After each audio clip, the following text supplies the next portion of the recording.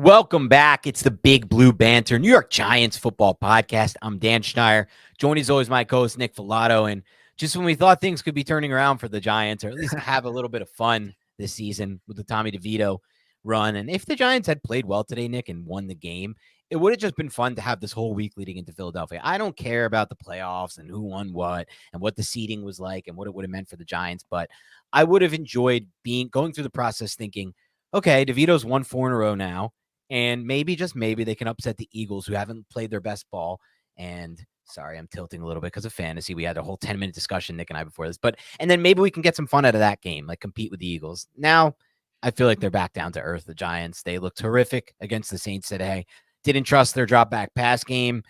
I don't see any reason why not to. They're struggling with the stunts again, something that troubled the Giants basically throughout our last 10 years as fans, picking up stunts up front, games from the defensive line.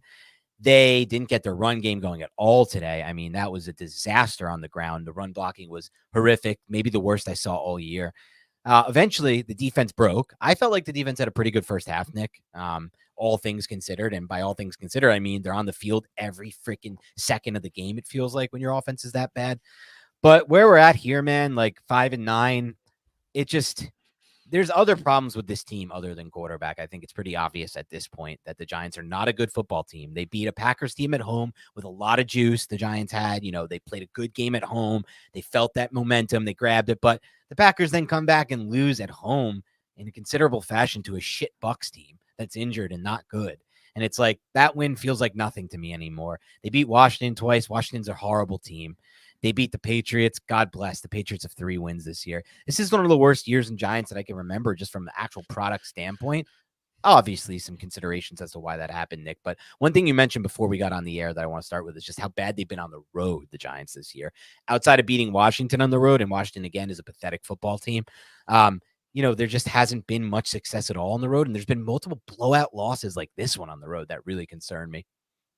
Yeah, a lot of blowout losses, and also the Giants almost had it against the Bills on the road. You look at that too, and you're like, "Oh, that was their best road game." Yeah, but they shot themselves in the foot, and that's just what this team does. This New York Giants team in 2023, they find ways to lose football games, and just when you think there's an ounce of hope, just a little smidge of hope that maybe the Giants can go and they can beat the Raiders on the road after they fired their coach, or maybe they can defeat the Saints in the Big Easy, right? Like maybe they can actually win that football game.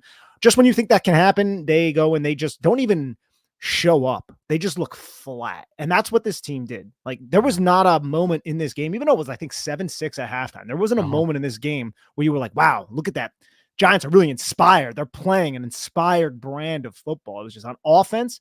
I don't even know how many times they found themselves in 3rd and long. They converted the one with the 29-yard pass to Darren Waller on a 3rd and 12. But other than that, it was 2nd and long. It was 3rd and long. They were wildly inefficient on first down, on early downs. And that's what happens when you rely so heavily on efficiency. When you're not efficient, you suck. But the one thing about it is, with at least Tommy DeVito, they've been able to create explosive plays. They didn't really do that this game, right? Those explosive plays weren't there. It seemed like the Saints, and I can't wait to see the All-22 to substantiate this or not substantiate this. They took away a lot of those outside throws. They ran a lot of pattern match, right? Which made Tommy DeVito, tick a little bit longer, his clock, to process what exactly was going on. And then they just ran, like you said, all those twists and all of those stunts. And that internal pressure, that pressure from the interior, just flushed him out and really just ended up rattling him to the tune of 7 sacks, which reverted back from what we saw last week when he wasn't sacked once.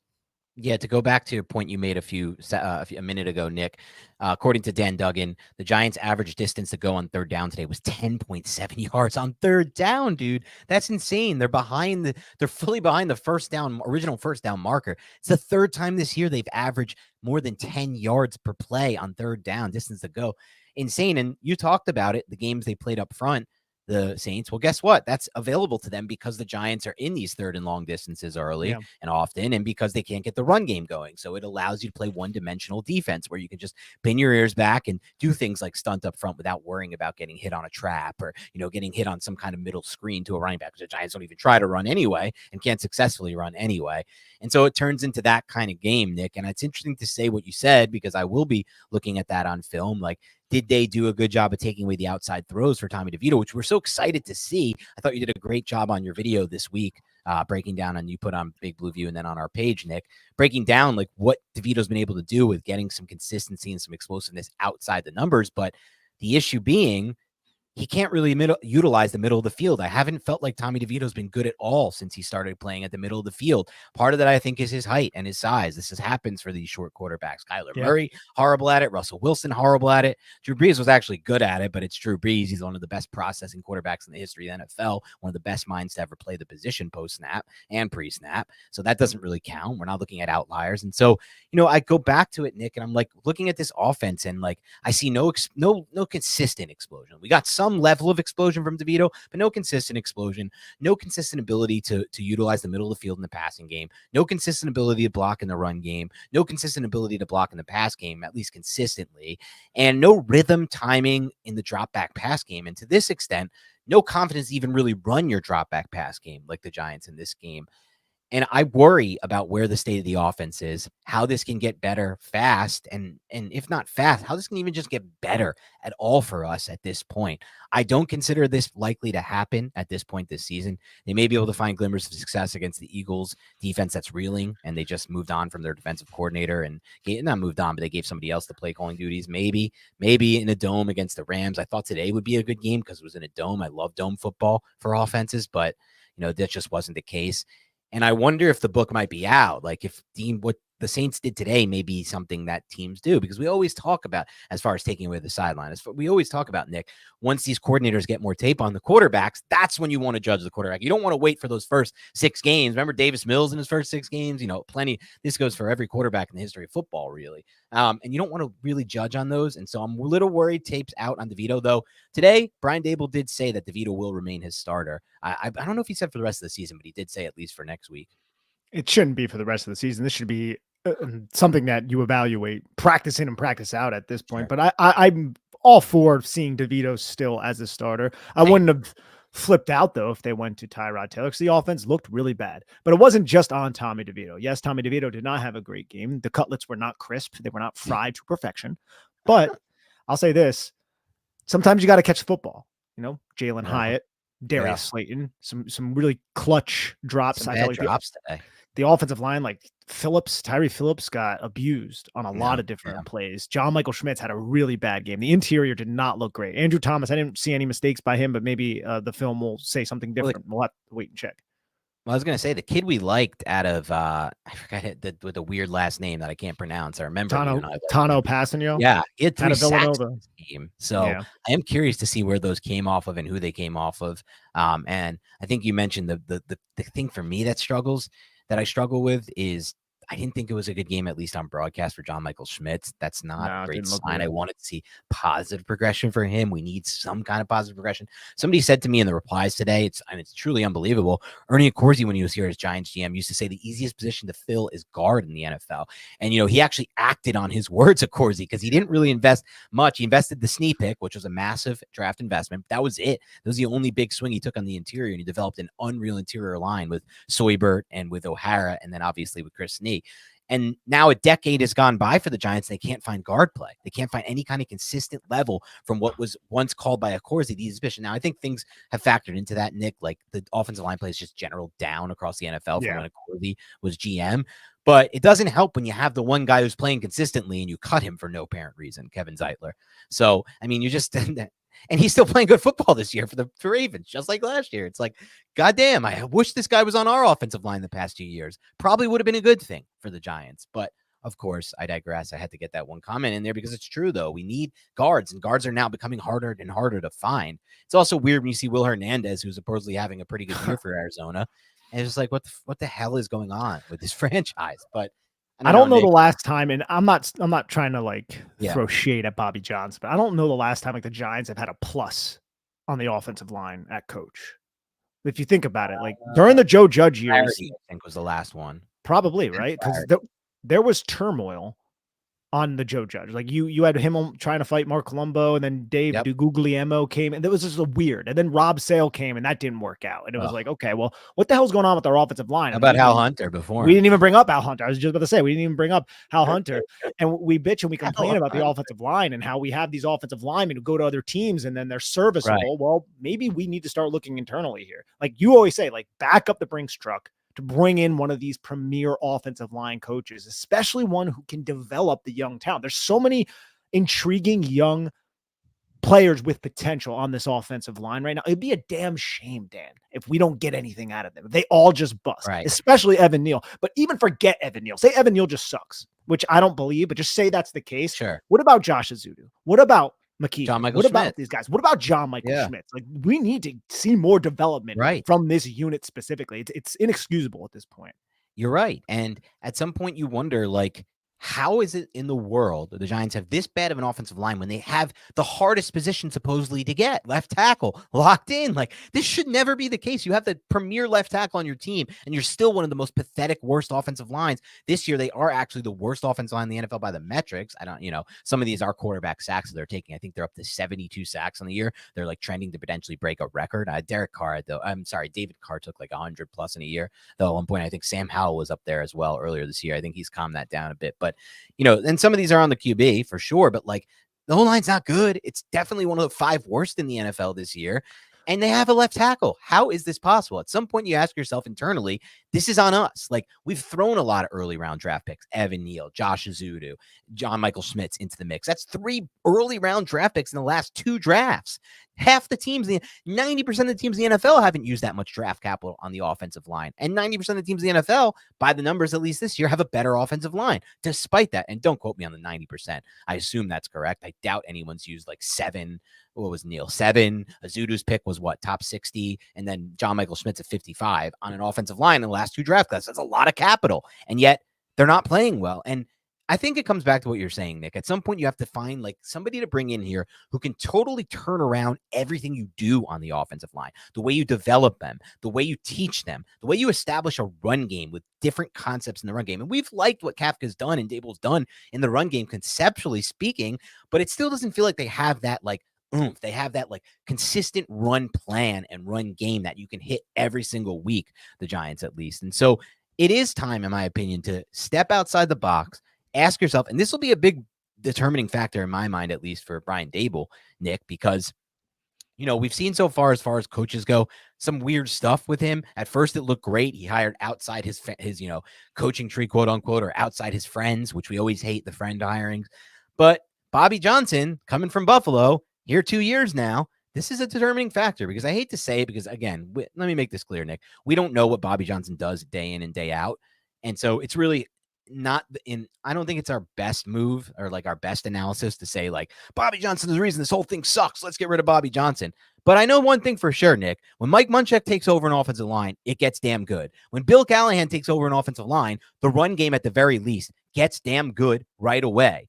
So at some point, it's not about Bobby Johnson and it's more about who can you bring in that can make things better. And something just happened for you in fantasy.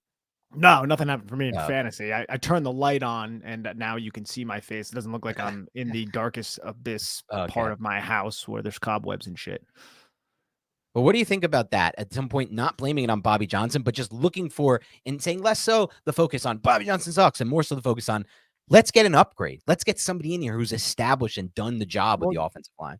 Yeah, of course. That's what we've been talking about for months now at this point. Yeah. And then I hate to drag Johnson, but yeah, but this is a results-oriented business. You'd be the first one to say that. And this Giants offensive line, frankly, has not been great. Even when they were in the playoffs last year, they weren't that great of a unit. Daniel Jones was pressured a shit ton early last season. It stabilized a little bit as the year went on. But I brought up Tommy DeVito's passing chart from today's game.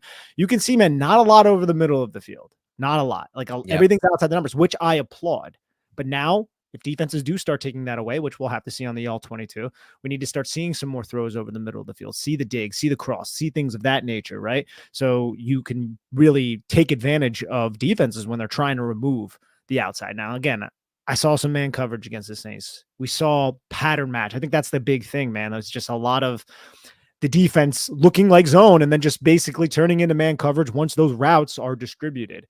And maybe it just threw off Tommy DeVito in a hostile environment that is the Caesars Superdome. I think they changed the name to Caesars Superdome now, but shame, man. It's a shame. Every time the Giants this season gave you a little bit of hope, just a little bit of hope, they just kind of like just fell flat. And it wasn't even exciting. It wasn't even like a close loss, right? It was like, nah, like you got beat. Like you got beat bad. Like you don't deserve to be in the same conversation as us. And even Carr, man, this is the quarterback that isn't slinging it around the yard this season.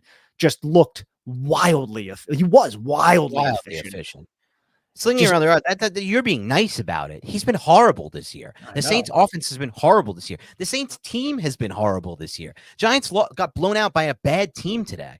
Like, not horrible. They're not Redskins level bad or Patriots level bad. Two teams the Giants actually found a way to beat, but they're bad. The Saints have been bad. On offense, they've been horrible. They haven't really moved the ball at all, and they haven't consistently scored. And today, it was easy. But I do feel like the defense did do a decent job holding up in the first half. It's like, how much can I blame the Giants defense when every week it's the same freaking story for the most part, except for last week where the offense just punting every play. And it's just so bad, dude. Like, my focus, it sucks that like the Giants have invested all this capital in the last 2, 3, 4 drafts, Nick. 5, if you date all the way back to the Barkley and Jones drafts, 2018 and 2019. 18, 19, 20, 21, 22, 23. That's 6 straight draft classes where the biggest focus has been offense. Like, they used 1 first rounder on Deonte Banks, they used 1 on Kayvon Thibodeau, a couple mid-round picks on Azeez and stuff like that, dude. But it's mostly been just offense with all their premium assets. And yet I'm sitting here today, Nick, feeling very little hope for this offense long-term, even though I don't mind the pieces they have as weapons. And I think we have one of the best left tackles in the NFL. And yet, why am I sitting here feeling like there's very little hope for them right now on offense? And it starts to make me question go ahead. Sorry. Because they don't have a quarterback. It's not even just that anymore for me, though, Nick. Like, I feel like a quarterback, obviously we would want that. Me and you are well aware of how much that will help everything around them. But like, the offensive line too is just such a disaster right now that it's almost like, once you get the quarterback, am I even confident a Bobby Johnson offensive line can come back and make him successful? I'm starting to even question that, Nick. And I'm starting to, and those are the Jones guys. And I'm starting to understand that to an extent. Like, what would happen even if we land that quarterback that we're not even going to land probably anyway, because we won 5 games this year. Let's be honest about the situation, or at least not this year. Most likely. We'll see what happens in the draft. Yeah. There's still so much to, it's a good class. Yeah, here's Derek Carr's passing chart, by the way, man. You can see, man, he was just attacking like at the numbers a lot and finding the perfect voids in the zone. I'm imagining they probably used just a lot of really creative route concepts that drew zone defenders towards the outside and then opened up around the numbers like space. And one thing I noticed just on broadcast was Carr was so dialed in with these non-Chris Olave wide receivers from a timing and a rhythm. Right. How is that possible? I don't know. And like how he maneuvered the pocket was very impressive. Nice. Yeah. And there was no pass rush really. And that's another thing. Yes. That's the big thing. I want to see exactly what the hell was going on. There was no Ryan Ramczyk in this game, Dan. And they were able to still hold off Kayvon Thibodeau and Azeez Ojulari and Dexter Lawrence to whatever degree that is. We'll have to wait and see. But man, just a bad outing. Just a disappointing bad outing. Yet another. Add it to the long list, Dan. Yeah, and I want to, for some degree, excuse the defense because of what we mentioned before they were on the field, but then I don't for the other reasons that you mentioned, Nick. Ryan Ramczyk ruled out of the game before the game starts. That's a matchup that you should be able to exploit, a backup Saints right tackle against Kayvon Thibodeau. And then you look at the other side, Azeez Ojulari, he's going against a bad left tackle there too. Their whole O-line was beat up. And then the main thing here that really struggles that I'm struggling with, Nick, is like Chris Olave's out, right? Michael Thomas is on IR. And he, like you said, the timing and the rhythm of the passing game looked great despite that. How is it even possible? How is that even possible? You're not even working with these guys except for 1 week in practice, and you're lighting it up with these. I know it's only 218, but just getting anything you want with backup wide receivers. It's crazy stuff right now. Like, this game to me was one of the worst games by the defense all year, all things considered, when you consider 1, how bad Carr looked before this game, 2, how injured their offensive line was, 3, how many random receivers they had out there. Absolutely. Yeah. And it seemed like Pete Carmichael, the offensive coordinator and play caller for the Saints, man, he just knew what Wink was doing. And Wink threw a couple curveballs at him early, but then Carmichael adjusted off of them. Like we saw the cross dog blitz again. Remember the cross dog blitz? Yep. Wink Martindale has used this in the past. He used it to great effect against Justin Fields in week 4 last year. Well, he brought it back. He got the Saints off of he got the Saints out on third down because of it. And then maybe 2 drives later, he tried it again in a similar situation and they ran a screen to Alvin Kamara. And it just seemed like they had an answer for everything that the Giants were trying to run. And we know the Giants, they run a lot of man coverage. They like to dial up the blitz. It seemed like early maybe they were getting a little bit not like overtly blitz happy, because Carr was just right on target, right where he needed to be, like the entire game, dialed in from a mental standpoint. Yep. Didn't really take that many hits either. Yeah, you're right. He didn't take that many hits in this game. Obviously, had the intentional grounding. That was a good blitz call by the Giants, but very few and far in between good plays for the Giants defense, which somehow had more good plays than the Giants offense, which is just crazy to think about. I think about it long term a little bit, Nick, and I think about the Giants like not competitive against the Saints at this stage of the season, where all your juice, because they had brought the momentum forward. They had won 3 in a row. This was it. And when you come out flat like this after winning 3 in a row, it kind of shows you're just not a good team. Like the Giants are just one of. Go ahead. We knew that. No, we knew that, Nick, but I started to feel like, no, I don't know if I knew that to this extent. I'll be honest. Like, okay, that's fair. Starting to become a fun, watchable team again. That's where let me set the tone a little bit more. After last week's win against the Packers, I felt like the Giants were back to being fun to watch to an extent. Will they maybe win this game? Will DeVito pull out crazy plays and throw this big throw to Wan'Dale at the end, or run and do something interesting?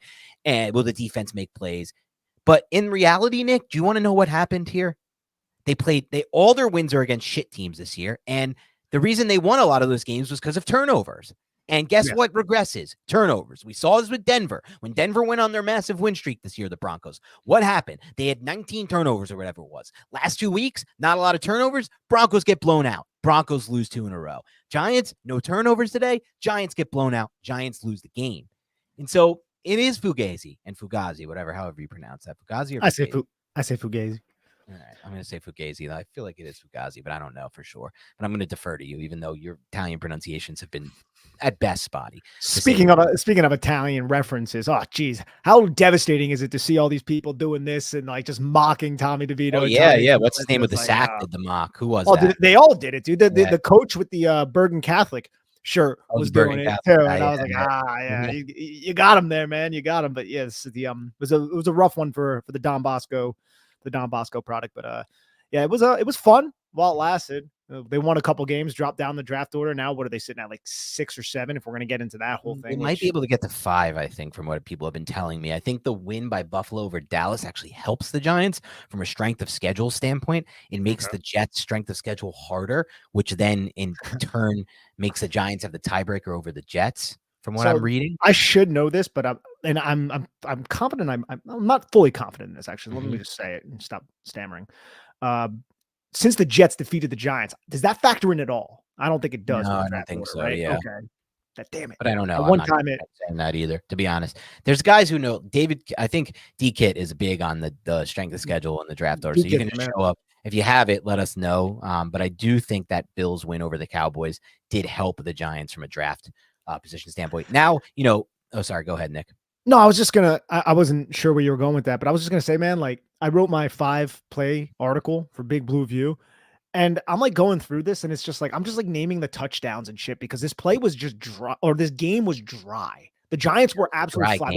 There's nothing to take away from a Giants perspective. And if you're a Saints fan, it's just like you handle business against a shitty team who tried to come into your house with momentum. And that's like the way you look at it. And from a Giants perspective, it's like your defense was figured out. Your offense was figured out. You got out coached. You got outplayed. You got out executed, all that kind of shit. Yes, and yes, unfortunately, Nick, like all those things happen. And ultimately, like I just wonder how much we can look into and analyze the coaching factor and all this, Nick, because I know last year we were really excited about the coaching. And I think in a lot of ways, objectively speaking, the coaching was unbelievable last year. Obviously, Dable won Coach of the Year. That's like what the national perspective is on him. But I feel like the individual perspective and the one we had, Nick, was correct. Like, if I'm going to be honest with the situation, and I think a lot of fans can see it, Dable kind of coached Daniel Jones into having a great year and kind of coached that whole offense that had nothing to it to having a great year. That didn't mean it was sustainable. That was the issue. This ball control style, run with your quarterback, bootleg, grind yard here, grind a yard there style of offense was good until it was figured out this year early. And then now again with Tommy DeVito. And it's almost like I still want to see that second evolution from just Dable alone, Nick, the guy who, just to get to a different. And I don't Yeah. blame him right now for not evolving his offense with this shit that he has on the O-line at quarterback. No offense to these guys. I don't want to call them shit. With these guys, with these options he has at quarterback, from Jones to Taylor to DeVito, and then whatever's going on in the offensive line outside Andrew Thomas. That's, 5 guys making a massive impact on your passing game and your upside of your passing game. And if you can even evolve it in the first place, and kind of holding it back, if we're going to be honest and call a spade a spade. So I don't want to totally blame him, but at some point I want to see that evolution, Nick. I want to see that Daboll is the guy because we're all confident, you and I, that if he gets the right quarterback process, he can develop in and he can turn our offense into, something that I haven't seen the Giants have since 2015. You want to know what that is? A consistent drop back pass game. And you could talk all you want about 2019, but when you dig into the numbers, Jones was bottom 5 in EPA, bottom 5 in all the major statistics, had 3 good games against shit defenses, and was horrible against all the good defenses. The only time the Giants have had a consistent drop back pass game since I've been following this team, the last time they had it was 2015 and 2014 with Eli Manning. That's consistent pass game. That's 250 average. That's 270 average. That's moving the ball through the freaking air and not having to do gimmicks to move the ball. That's what I want. And I still can't be confident that I'm definitely going to get it with Daboll, Nick. That's how I feel, at least. Like I am optimistic, no doubt. Like I saw him do it with Josh Allen, but like I can't be fully confident just yet. So I always go back to the 2021 season and I look at how the Bills fans viewed Brian Daboll, actually. And remember when they lost to Jacksonville? Oh yeah. And like it was like everyone's got a fight. Yeah, it was like Josh Allen, the edge rusher Josh Allen had like a touchdown, a pick, a sack, a strip sack. Yeah. He killed the quarterback. Another guy who could have been a Giant. Josh Allen. Yeah, another guy who could have been a Giant. 2019 draft. Let's go back and talk about it now. But I always like look back at that and then I try to like evaluate Daboll off of what you just said. I think if you give him the right quarter, he would figure it out. I think we've seen enough now. I know you hope so, and I think you think so, but just because we haven't seen it yet with the New York Giants, there's a little bit of hesitancy with fully assigning that. I think we would get that though with Brian if he got to handpick his dude, right? And that guy was able to make all the throws, and that guy was receptive to learning how to actually take in an offense and is very coachable and all those kind of shit. You know what I'm saying? Sure. But right now, dude. It's not great. I mean, the Giants have a highly paid quarterback who's injured at the moment. We've been riding this UDFA, the Tommy DeVito fun story, but what's the future with that? With regarding just being a long-term quarterback, can he be a backup? Sure, but we want a consistent quarterback so we can actually consistently compete and we can consistently throw for 270, 280, like you were just saying. Right. Because it has been a while. It's before I even covered this team, the Giants were like that. It's been a long time, man. It's been a long time, and I don't want to play the blame game on Jones because I understand. No, neither do I. Neither do I. Frustrated with that. So let's just take away the blame aspect of this discussion for a moment, and just or the credit and the blame aspect of this discussion, and just talk about the general reality of our situation right now. And our situation is we've watched a lot of unexciting offense for a very long time, And any other fan base that watches this amount of unexciting offense and downright awful passing game for this long. 10 years now, almost 2015. That's 9 seasons of this shit.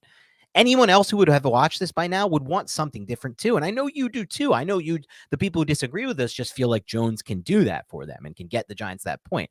And I'm hoping you're right because they're going to have him next year. And I'm becoming, I think it's very possible he's going to be their starting quarterback next year, though we haven't even touched on. Go ahead.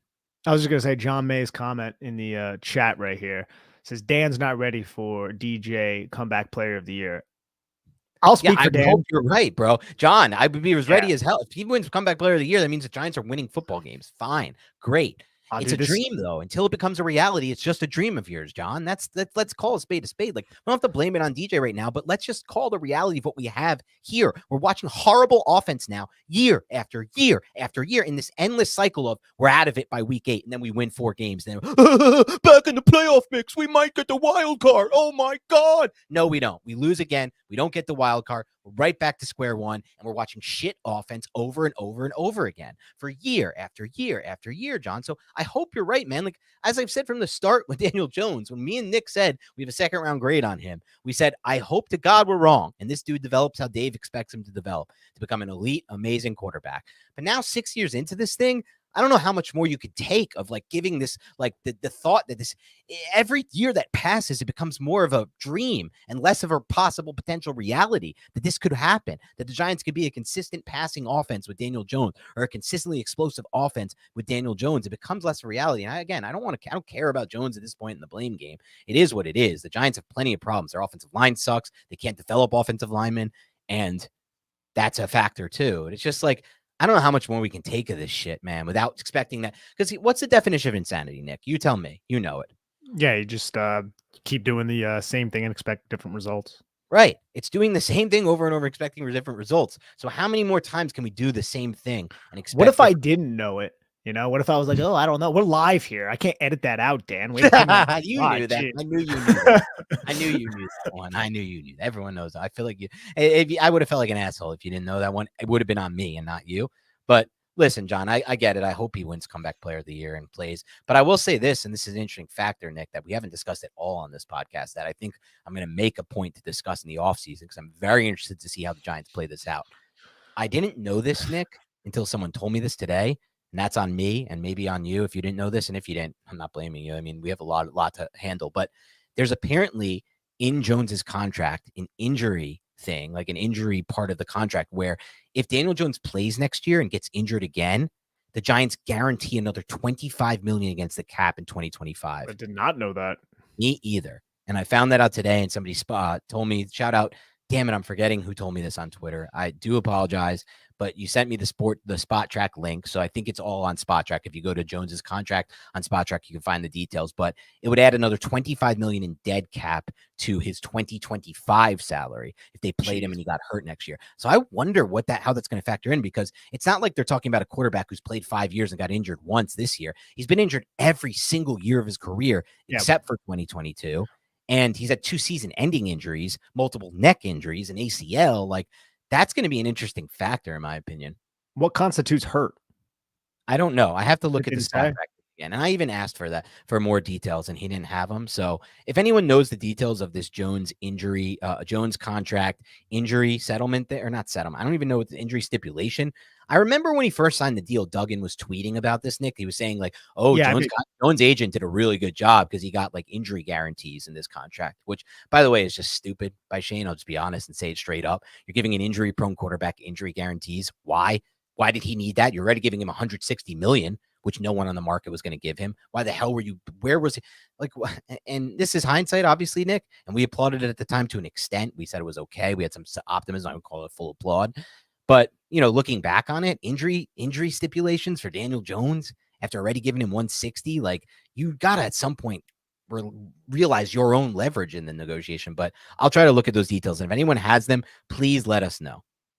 Yeah, I would wait to actually figure out what those injury stipulations are before we start chastising Shane. I think Dougie Analytics. Dougie, what's up? He says, I'm pretty sure the injury thing is if Jones doesn't pass a physical at the start of the 2025 season. So yeah, so we'd have to have an injury for the year type of thing. So it would have to be like another torn ACL or something. Yeah, I guess that's not as risky, but it's possible because it's happened twice. Yeah, it's an unfortunate reality that the Giants find themselves in. Because I think the new league year, by the way, Nick, would be March. I don't think that means like September. I think what that means, and Doug, you can follow up and let me know. Doug Analytics, by the way, follow Doug Analytics. He's a great follow. Pretty sure that means the new league year, which is like March 15th or whatever, Nick. So if he does tear his ACL in December or something again, or like has like another neck injury and needs surgery, I'm pretty sure he wouldn't be passing a physical by March. Yeah, we have to wait and see exactly what the stipulation. All this is hypothetical, but I'm sure it's going to impact them in some way in their decision making. Back to this game though. Mm-hmm. Boring. Terrible. Dude, Carr hit like 10 different targets in this game. He's just spreading the football around. Like, who the hell is Chris Olave and who the hell needs him? It's a crappy reality. But yeah, we have some super chats here. Wanted to get to from Jay Ferris. Jay Ferris actually sent us 3 super chats. So I want to say, Jay, thank you so much. Jay. We'll get to all of them right now. He says, did you know Patrick Omameh once ate 30 White Castle hamburgers in one sitting as a student at Michigan? The more you know. Thanks for everything, guys. I don't know if this is true. I don't know if you made this up, but I absolutely love it. So thank you so much, Jay Ferris. Do you have anything on Patrick Omameh consuming 30 White Castle hamburgers? No, I think that was probably the day before a game where he dominated on tape, and Dave Gettleman went back to his Michigan tape to make that free agent signing. Did you ever see the Harold and Kumar Go to White Castle? Were you big into that as a kid? I think I saw the first movie. So it's not like a thing that resonates. You would love that stuff. Not It's really. I stupid remember silly, my but favorite part of that movie. The only part that I remember is when he's in the college, and the guy's like, "This is a 2-part question." I just always thought that was so funny, and that nerdy guy was like, "I actually have a 2-part question," and I forgot what he said, but it's just like okay. the only part I remember from that movie. Jay Ferris says, "Is this a case of other teams catching up on one Tommy Cutlets, or was the New Orleans defense fast and nasty? Quarterback 2, 2024?" Yeah, I think it's a combination of both. I think their defense did an excellent job scheming against the Giants, keeping them out of rhythm, stopping them on first and second down, shutting down the rushing attack, anticipating the play action passing attack on first down to put the Yes. Giants into third and long situations. And then once they were in third and long situations, I think the blitz packages, or maybe I should just say the pressure packages of the Saints, knew how to take advantage of what the Giants were doing up front from a protection standpoint. So it was stop them on first and second down, force third and long, and then we're just going to get after Tommy DeVito at that point. And they did a fantastic job doing that. Yeah, you nailed it, Nick. And I think in a lot of ways in your analysis, you all but said without saying that the coaching staff did a good job for New Orleans, and they kind of did a good job against our coaching staff. Like, we were pretty predictable with our run plays, in my opinion, pretty predictable they ran one play action run under center where Cutlets was like immediately sacked and the pressure was there immediately. And, if you watch Dallas Buffalo today, you'd see a lot of what we saw today with the Giants offense, with the Cowboys offense. It's kind of how football goes when one team has a big lead. It becomes very hard to operate in offense because the defensive players no longer have to care about their run responsibilities on the line, and they're just worried about getting after the quarterback. Now, as far as the second part of this question goes, I actually think it's really interesting, Nick, because it becomes a numbers game that we haven't really discussed much, right, Nick? So assuming you're going to say Tommy DeVito has puts enough on tape ultimately this year to be a long-term backup, or at least given a shot to be their QB2 as a backup for at least the short term, which I think is totally fine to fair. He's shown a lot on tape already, and this is one bad game, and he could bounce back from this. The issue is it becomes a numbers game, right? Because the Jones contract is locked in. They have Daniel Jones on the roster no matter what they want. I know some people have been like, can you trade Jones? That's a laughable take. If you ask, have you seen what 31 other teams think of Daniel Jones besides the Giants organization and fan base? No one else is trading for that contract. Don't even consider it. So he's on the deal. So then if you have DeVito also there, Nick, what do you do? Like, can you draft a quarterback in round 2 or 3? Not really, unless you plan to get rid of DeVito, because you're not going to be a team that holds 3 quarterbacks. That's just not going to be what you are. And DeVito's not going to last on a practice squad. I don't even know if he has eligibility there, but even if he did, I don't know the rules. He would fully. Yeah. But even if he did, someone's scooping him because he's proven he can play at the NFL level. And you're not going to hold 3 quarterbacks because no teams want to do that anymore. It screws up your special teams and your roster from a roster standpoint. So it is interesting because, Shane said it himself, like, oh, we have Jones under contract and he's injured, so we're probably going to have to do something for sure at quarterbacks offseason. But then it's like, is it for sure? Because what does that mean for Tommy DeVito if you're going to go quarterback, assuming you're probably not going to carry 3? They need to look into it, dude. If they love a quarterback in the second or third round, you have to make tough decisions. And if you think that guy's your actual future, I know from a numbers perspective, it might not make total sense. There was a time when we were picking up Dexter Lawrence 5th-year option, and a lot of people said it doesn't make sense to do that because Leonard Williams is already making over $10 million. And I think the franchise tag at that, or the 5th-year option, was around 10 too. You don't want to allocate that much to the defensive. So sometimes you got to make decisions for what's best for your future. And if you are in love with a guy and you could trade up in the first round, or if you even want a guy like, say, Jaden Daniels, and you have that, you got to take him. And then you just got to figure it out from there. If Tommy DeVito doesn't last in the practice squad, he's probably not your long-term option anyways. So he'll move on. And that's just, I think, the way you got to handle it. But that doesn't necessarily mean you are going to be in love. And it's also, you're always analyzing every prospect next to the other players that he's being drafted around. So you might love Jaden Daniels, but you might have a shot at somebody else that you really like as well. And it makes more sense for your roster long-term to go in that direction. So it's all the draft, man. This is something that happens every year. But we do have a Jay Ferris third question. Pretend you drank 10 beers and tell me who you want with a top 10 pick and why. No political BS. LFG. I don't understand why I have to pretend I drank 10 beers to do this, but okay. I would feel very bloated right now. Probably want to throw up if I drank 10 beers. That's a lot of calories. Your body would 100% reject you if you drank 10 beers at this point, Nick. Yeah, that's not me. I don't even remember the last time I had like a full beer, let alone 10. That's wild. So for Especially if me, you consider Michelob Ultras not full beers. No, I'm just kidding. yeah, chill. Mickey Ulches, Mickey Ulches. No, so Dan, I'm not fully, invested in the draft. That's the political BS that Jay Ferris is talking about. But man, if you had a shot at like Marvin Harrison, if you're not going to go quarterback, could you imagine getting a Calvin Johnson type of wide receiver that could be here for 10 plus years? How Oh, God, excellent that would be. so sick. Like, even imagine getting a guy like Garrett Wilson, who isn't quite Marvin Harrison, and having him on your roster right now. Like, if the Giants actually took him over Evan Neal, I'm not advocating that they should have done that. We all know, what the Giants were going through at that time. But imagine having like a true alpha number one.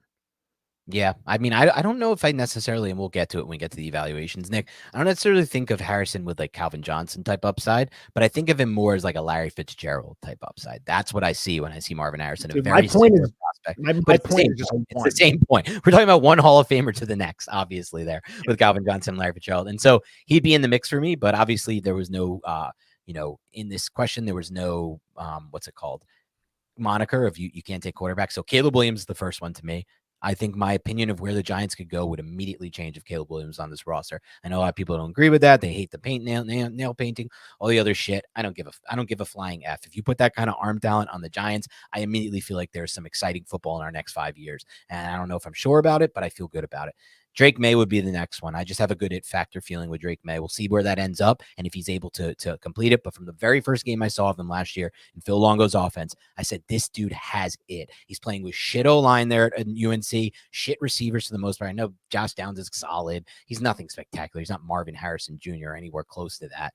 And they have some decent guys this year that, in my opinion, are mostly propped up anyway by Drake May being good at football. I've seen some crazy off-platform throws from him, some big time moments. Someone said it best. One thing I love a lot about Drake May's game is his ability to kind of improvise, especially in the red zone. He'll just find open space after moving around, maneuvering, and then make throws from weird arm angles. From just like, he'll do almost like the Josh Allen-esque stuff there.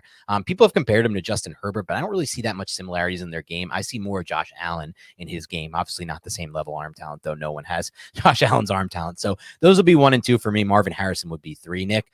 And I'll tell you what, I don't think they're going to really have an opportunity at Harrison, but I think they might have an opportunity if they trade up for those quarterbacks. I don't think they would trade up for a receiver. So I was handling this question with the sense that the Giants are picking like 5 or something, which I don't think you would get Marvin Harrison if they're picking 5 anyways, but I kind of removed both of those quarterbacks from the conversation. So I almost feel like it's more likely to get one of those though, Nick, because I think they would actually trade up for a quarterback, but I don't think they would trade up for a receiver. I agree. But then that would circle back to what we were just talking about. At that point, it's like, yo, we have Daniel Jones on the roster. We have this guy, whoever the quarterback is, Caleb Williams or Drake May, Tommy DeVito. So you're on the practice squad. You have all this money now. It's just tied into the quarterback position. And you're just basically waiting for Daniel Jones, waiting to get rid of Daniel Jones, essentially, waiting for that contract to become feasible to part ways with. Which would kind of be sucked from a numbers game or from a timing standpoint, Nick, because they would have to move on from DeVito because they can't financially move on from Jones. And the year after, when they are able to move on from Jones, they'd want DeVito back at that point to be the backup for Caleb or Drake May. I know. But at the same time, dude, you're talking about a quarterback who tore his ACL. We don't know how that progress is going. Like, he could end up on the, NFI list or, the injured reserve right away, pup, where DeVito might stick around. You just never know what exactly. You don't know how those recoveries go. You're right. We assume he's going to be fast recover because he's a tough worker, but it's a lot of just physical genetics that it's a lot of conjecture. Here. And then I just want to thank Bowman Klein for the super sticker. Thank you so much, my friend. I'm going to sneeze. No, I'm not. Okay, we're good to go. But Dan, do you have anything else before we head out of here? Yeah, I mean, look, it was a rough game today. Very rough. They kind of brought us back to earth, obviously. A lot of momentum. It was fun watching the Giants against the Packers. I had the most fun I've had this season since week 2 against Green Bay. And then it just came all back to earth. We'll see what happens the rest of the season with this team. Obviously, I don't really feel like they're in a great spot to compete against the Eagles. We'll see if I'm wrong about that. The Rams, to me, still look like a good football team the last 2 weeks. And then there's another Eagles game to close out the year. So we'll see what happens. Ultimately, I think there's a good chance the Giants lose the next 3 games with DeVito at quarterback. And they'll end up, 5-12 at that point, Nick? So if I were you and I was following this team right now, what I would be rooting for is a random Jets win. and a random Washington win if you can get them somehow. I believe there's a few other teams in that mix, but that's the rooting interest right now. The Bears today, they almost won that game, Nick. I was rooting so hard for the Bears. They lost in such a stupid way. I mean, Flacco, by the way, had some pretty nice throws down the stretch there. It's crazy that Joe Flacco in the year 2023 is like arguably like a top 15 quarterback playing currently in the NFL with the injuries. It's insane. Like with the injury factor, I mean, this dude is one of the only guys who can actually throw a football. Let me start by saying that. And by throw a football, I mean like consistently drive a football to all levels of the field with accuracy and with a tight spiral and with velocity. I watch football every week, and I know you do too, Nick. We're at a bad state due to the injuries. We're at a place where like 10 to 15 quarterbacks can actually drive a football at this point. Flacco has easily a top 10 neck beard. Like he replaced Andrew Luck with the neck. He's always had his neck. Yeah. His beard like starts like where his chest hair ends. It's very Andrew Luck-esque. And they're winning football games with Flacco too, obviously against good for them. Yeah, but Mooney, like, that's sickening though. If you're a Bears fan, Darnell Mooney, he's somebody that somewhat follows the same trajectory as Darius Slayton, only maybe more disappointing. Started his rookie season, went off like everyone's like, yo, they got a steal here in the day 3, and then he just sucked. Now Darius Slayton, I wouldn't say sucked. Darius Slayton just never really kind of took the next step and just has been like a solid NFL wide receiver. But that drop by Mooney, man, you were in position, the play worked out, it hit you in the chest, and then poor Justin Fields, the guy freaking kicked it up in the air, and then it got intercepted. It's so crazy. Man. And you know what? That would have been a big win for the Bears, not just because it puts them ahead of the Giants for the draft pick, but because it takes them one step closer to deciding on keeping Justin Fields and passing on quarterback in this draft, which I feel like is a good thing for the Giants. If we can get the Bears to pass on quarterback, we can get the Cardinals to pass on quarterback potentially. Obviously, those are two teams picking ahead of the Giants right now. If they're both not in the quarterback market, that makes a trade more feasible for the Giants. Yeah. So, I'm there's a lot of reasons right now if you're a Giants fan to root for the Cardinals and for the Bears, outside of just the two main ones being the draft position could change in a positive way for the Giants, and those teams could want to bring back their quarterbacks. Damn, dude, it's depressing. Yeah, it sucks. It is what it is. I mean, a lot of teams, the good thing to look at, Nick, is a lot of teams are in this position. It's not just the Giants, and we at least have a great left tackle, a great defensive tackle interior, two great trench guys, potentially third budding star in Kayvon, and a few other pieces on this roster that we can get excited about. But you're right. But the Giants are in a much different position than a lot of those other teams because they have a quarterback that's getting paid as much, like a lot of money. A quarterback that frankly is injured right now, and that I'm not certain how many people fully believe that he can consistently bring this team to the place that they need to be.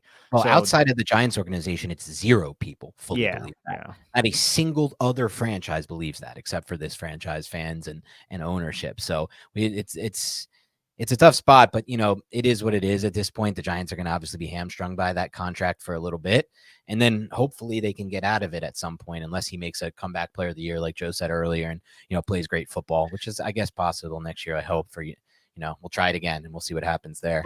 We'll be back soon though with the all 22s, and I'm actually interested to get in the all 22 because again, like the Giants team, like they show nothing of inspiration here, and I want to know what exactly happened, right, and why no one was open, and why the protection sucked. So I'm interested from an educational standpoint as to what the hell happened watching this all 22. But this is going to go back to so many other all 22s that we've watched this year. It's just like, oh God, it's just frustrating, ripping your hair out and shit. Good from an educational standpoint for sure, but it's going to be pretty, otherwise it's going to be tough. But we'll be there. We'll do it, and we'll see what we can find on this team. I'm interested to see what you said mainly earlier, though, which is how did Kayvon not have that good of a game, and Azeez against? From what I saw, a lot of tight end chips. There was a tension towards 5, but again, we'll have to wait. And then there were also times where I felt like he got off the line of scrimmage. It was just him against a tackle, and whoever he was up against just closed it. Like whether it was Andres Pete, just closed it, right? And it's just sometimes, the tackle's just in position to beat you. You have to have a counterpunch to it. Correct. All right. That's all the time we have for today. Thank you so much for tuning into Big Blue Banter podcast. Almost said mailbag. We'll probably be doing a mailbag at some point soon, another one. Got to do some more future forward looking things, but We'll be back with film review this week. Thank you again for tuning in this kind of season. We always appreciate the support as it remains throughout the season. And, as it appears to be always the case when it comes to covering this team and for you guys listening and following this team, the action's coming in the offseason, maybe February, March, April, May. Those are the months. Those are the big months for this franchise. So we'll obviously be here to rip through those months. And we actually have some really big things planned for this draft season from a content standpoint. So I'm excited for that. So thanks again. Have a great rest of your night, and we'll talk to you soon.